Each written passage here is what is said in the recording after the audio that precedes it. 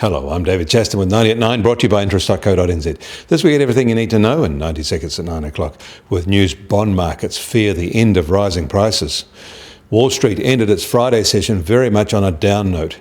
Equity prices fell sharply, down about 2.3% on the day, and bond prices fell as well, with the benchmark US Treasury 10 yield up sharply to 1.67%. That's the highest it has been in almost 60 trading days.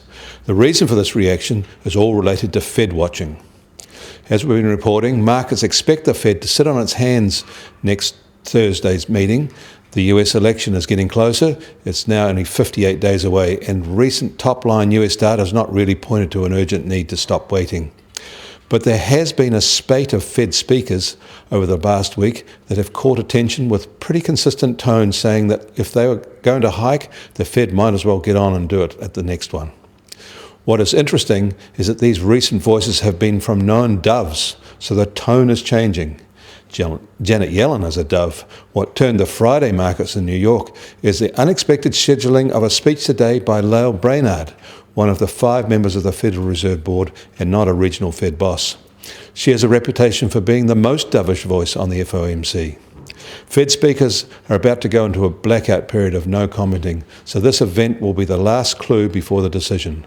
Brainard doesn't speak unless there are important messages to be conveyed, and this is what got Wall Street exercised.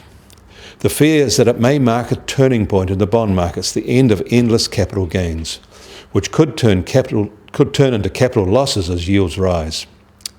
Thursday will be a big day this week. It is the day the second quarter New Zealand GDP is reported. The signs and the chatter are for a very good result. In New York, US Treasury 10-year yield jumped to 1.67% on Friday, and the latest indication of New Zealand's sovereign CDS spreads shows them now at just over 19 basis points, which is among the lowest for any sovereign nation. Lower than Switzerland, lower than the US or the UK, but just not as low as the 16 basis points for German sovereign bonds. In fact, yields on German 10-year sovereign bonds turned positive on Friday, another indication of a bond market turn. The oil price is lower, with the US benchmark now just under $46 a barrel, while the Brent benchmark is just on $48 a barrel. Also worth noting are the sharp rises in demand and prices for coal. Seems a bit odd to me, but there it is real. The gold price is also lower, now just on $1,330 an ounce.